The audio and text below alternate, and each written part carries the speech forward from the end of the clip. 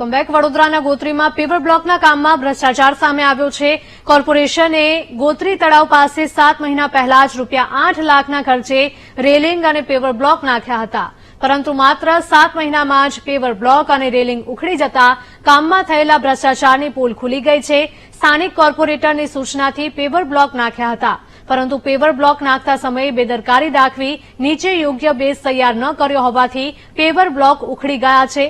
અધિકારી અને કોન્ટ્રાક્ટરની સાંઠગાંઠના કારણે પ્રજાના ટેક્સના પૈસાનું પાણી થયું છે।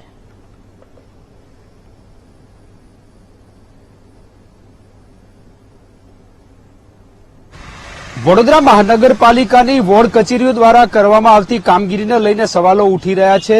ગોત્રી તળાવની બાજુમાં બનાવેલા જે ફૂટપાથ છે, એના જે બ્લોક છે એ 6 મહિના પહેલા જ નાખવામાં આવ્યા છે અને આ બ્લોકની હાલત આપણે તમે જોઈ રહ્યા છો કે અધિકારીઓએ કયા પ્રકારે સુપરવિઝન કર્યું। અહીંયા સ્થાનિક મહિલા છે ને એ આ દેખાડી રહ્યા છે કે આ બ્લોક કેવી હાલતમાં છે, કારણ કે 6 મહિનાની કામગીરીમાં જ આ બ્લોક ઉખડી ગયા, નીચે બેઝ બનાવવામાં જ નથી આવ્યો અને એના કારણે હાલત સર્જાઈ છે। બેન, શું કહો છો, આ કયા પ્રકારની કામગીરી થઈ રહી છે, કેટલો સમય થયો આ કામને?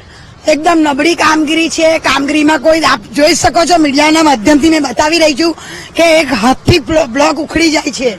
અને બીજું કે આ લોકોની કોન્ટ્રાક્ટરને સત્તાધીશો બેવની મિલીભગત મને લાગે છે। સત્તાધીશો કોઈ પણ પોતાની સીટ છોડતા નથી અને ક્યારેય પબ્લિકનું કામ જોવા માટે આવતા નથી, અને સીટ પરથી ઉઠીને કામ જોવા આવતા હોય તો આજે આ કામની હાલત ના હોત।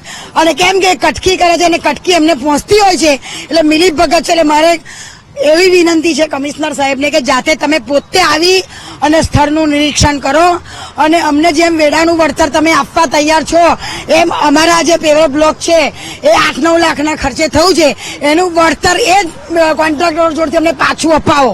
8 લાખ રૂપિયાનો ખર્ચો થયો છે અને આ વળતર અમને પાછું અપાવડાવો। અહીંયા આ ફૂટપાથના બ્લોકની જે સ્થિતિ છે એ આપ નરી આંખે જોઈ શકો છો, કયા પ્રકારના આ બ્લોક નાખવામાં આવ્યા છે। સળંગ શેખ મંદિર સુધીના આ બ્લોક છે ફિટ કરવામાં આવ્યા છે, પરંતુ તમામ બ્લોક છે એ ઉખડી ગયેલા જોવા મળી રહ્યા છે। માત્ર 6-8 મહિનાની કામગીરી છે અને એ આજે કામગીરી છે એની હલકી ગુણવત્તા, કામગીરી જે નબળી કરવામાં આવી છે એને લઈને થઈ રહ્યું છે।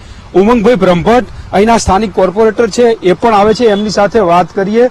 ઉમંગભાઈ, આ કયા પ્રકારનું કામ છે, ક્યારે કરવામાં આવેલું? સ્થાનિકનો આક્ષેપ છે કે 6-7 મહિનામાં જ આ બ્લોક ઉખડી ગયા છે। ના, અગાઉ 1.5 વર્ષ પહેલાની આ કામગીરી છે।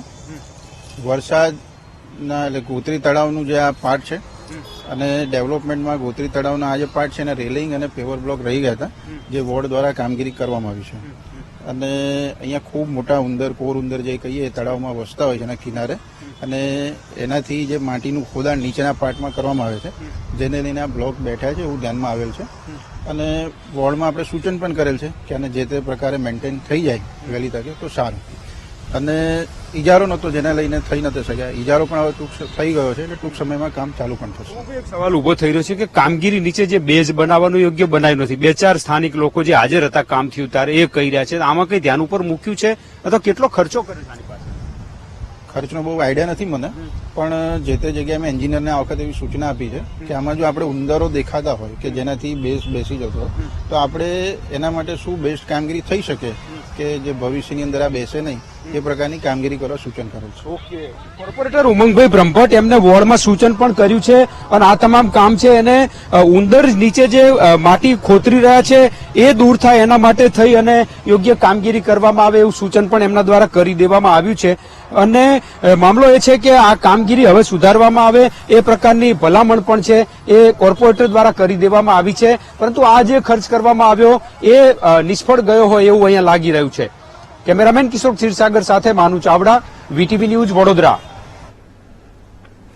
વડોદરાના ગોત્રીના આ દ્રશ્યો કે જ્યાં પેવર બ્લોકના કામમાં ભ્રષ્ટાચાર સામે આવ્યો છે।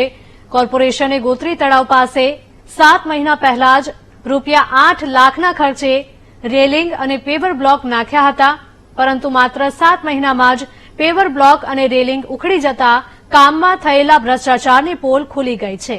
સ્થાનિક કોર્પોરેટરની સૂચનાથી પેવર બ્લોક નાખ્યા હતા, પરંતુ પેવર બ્લોક નાખતા સમયે બેદરકારી દાખવી નીચે યોગ્ય બેઝ તૈયાર ન કર્યો હોવાથી પેવર બ્લોક ઉખડી ગયા હતા।